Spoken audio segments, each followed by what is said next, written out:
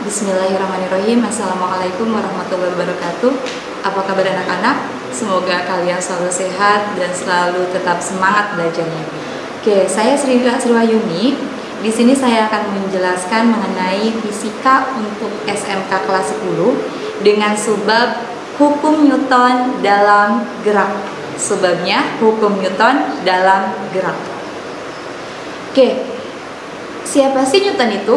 Jadi Newton adalah seorang fisikawan berkebangsaan Eropa yang amat sangat besar jasanya dalam segala bidang, terutama bidang fisika dan bidang mekanik. Kita akan mempelajari nih beberapa hukum Newton. Ada 3 ya hukum Newton dalam gerak. Yang pertama disebut hukum 1 Newton. Secara matematis, hukum 1 Newton dituliskan sebagai sigma F sama dengan 0. Sigma artinya resultan atau jumlah keseluruhan. F itu dari kata force, artinya gaya. Berarti sigma gaya sama dengan 0. Nah, hukum 1 Newton ini berlaku jika resultan gaya pada sebuah benda sama dengan 0, maka benda yang diam akan tetap diam, dan benda yang sedang bergerak akan tetap bergerak dengan kecepatan tetap. Contohnya gimana sih? Contohnya gini, misalkan kita sedang naik kendaraan, naik mobil. Secara tiba-tiba mobil mengerem, otomatis badan kita akan terdorong ke depan seperti ini. Betul tidak? Seakan-akan badan kita itu tidak mau untuk berhenti, inginnya terus bergerak. Nah, kemudian dari posisi diam, si mobil melaju dengan kecepatan tinggi. Badan kita yang tadinya tegak ketika mobil tiba-tiba melaju dengan kecepatan tinggi akan terdorong ke belakang, seakan-akan menolak untuk dibawa bergerak. Nah, itu disebut hukum kelembaman. Jadi itu menandakan bahwa si benda berusaha untuk mempertahankan posisinya. Jadi kalau dia diam, dia mempertahankan posisi diamnya. Jika dia bergerak, dia juga akan mempertahankan posisinya ketika bergerak. Oke, yang kedua disebut hukum 2 Newton. Secara matematis, hukum 2 Newton ini dituliskan sebagai F sama dengan M kali A. F artinya gaya atau force, M artinya massa. Masih ingat kan satuan massa? Kilogram ya. Dan A, acceleration, artinya percepatan. Satuannya meter per second kuadrat.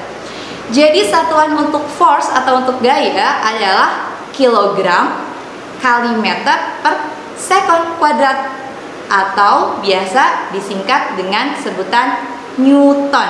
Jadi satuan Newton itu sama dengan kilogram dikali meter per second kuadrat.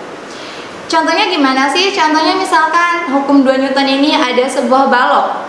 Sebuah balok, balok ya, kemudian ditarik oleh seseorang. Nah, perkalian antara massa balok dengan percepatan berarti geraknya si balok ya, itu adalah hukum 2 Newton. Berarti gaya yang bekerja itu sama dengan massa balok dikali percepatan si balok. Oke, yang ketiga, hukum 3 Newton. Secara matematis, hukum 3 Newton ini dituliskan sebagai F aksi sama dengan min F reaksi. Artinya apa? Jadi, jika kita memberikan suatu gaya pada benda, maka benda tersebut akan memberikan gaya balik sebesar gaya kita saat memberikan. Contohnya nih, misalkan ibu mendorong tembok dengan kekuatan 10 Newton. Newton satuan ya. Dengan kekuatan 10 Newton, maka si tembok akan memberikan gaya sebesar 10 Newton dengan arah kebalikan dari arah ibu mendorong. Paham ya? Oke. Nah, kita masuk nih gaya dalam hukum Newton. Ada beberapa gaya dalam hukum Newton. Yang pertama, ada namanya gaya sentripetal. Kalau minggu kemarin nih kita udah belajar percepatan sentripetal, di sini kita akan belajar gaya sentripetal. Apa itu gaya sentripetal? Jadi gaya ini mengubah arah benda berputar ya, tanpa mengubah kelajuannya. Ibu sudah jelaskan bahwa gaya sentripetal ini yang menyebabkan benda yang melintasi lingkaran tidak keluar dari lintasan. Oke, rumusannya bagaimana? Rumusannya adalah F sama dengan M dikali A. Tapi karena ini percepatan sentripetal, maka A-nya AS.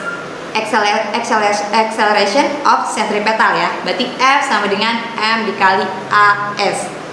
Oke, satunya bagaimana? Satunya sama, karena ini gaya, satunya tetap, yaitu Newton. M adalah mass, massa, satuannya kilogram, dan AS adalah percepatan sentripetal, satuannya meter per sekon kuadrat.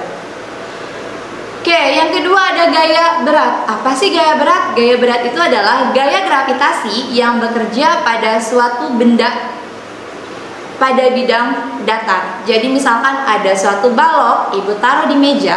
Nah, gaya gravitasi berarti gaya ke bawah ya. Nah, gaya ke bawah tadi itu disebut sebagai gaya berat. Rumusnya bagaimana? Gaya berat ini bahasa Inggrisnya kan berat, weight ya. Berarti dinotasikan sebagai W. W sama dengan M kali G. M adalah mass, massa, dan G adalah gravitation, gravitasi. Berarti W sama dengan M kali G. Nah, gaya berat ini arahnya ke bawah permukaan tempat si benda berada ya. Kemudian ada gaya normal. Gaya normal ini rumusnya sama dengan gaya berat. Bedanya apa? Kalau gaya normal arahnya ke atas. Jadi gaya ini bekerja pada dua permukaan yang saling bersentuhan dengan arah tegak lurus. Jadi arahnya ke atas. Kalau gaya berat ke bawah, gaya normal arahnya ke atas. Satuannya sama, masih Newton, tapi notasinya adalah N, bukan F ya. Jadi untuk gaya normal notasinya adalah N. N sama dengan W sama dengan M kali G. Oke. Selanjutnya adalah gaya gesek. Gaya gesek ada dua ya. Ada yang namanya gaya gesek statis, ada yang namanya gaya gesek kinetis. Gaya gesek statis itu pada saat benda diam.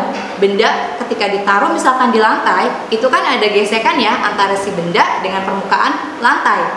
Nah, itu disebut gaya gesek. Kalau gaya gesek kinetis berarti gaya saat benda ditarik atau bergerak. Oke, di sini untuk notasi untuk gaya gesek adalah F kecil. Dari kata friction ya. F kecil sama dengan mu kali N. Apabila gaya geseknya statis, berarti F kecil S, substitute S, kemudian sama dengan mu S kali N. N itu gaya normalnya ya. Kemudian F K, K kecil sama dengan mu K, berarti mu K K-nya kecil dikali N, gaya normal. Apa sih mu itu? Jadi yang kayak lambangnya kayak mikro gitu, itu disebutnya mu. Mu adalah koefisien gesekan. Nilainya gimana? Nilainya sudah ditentukan atau sudah diketahui terlebih dahulu.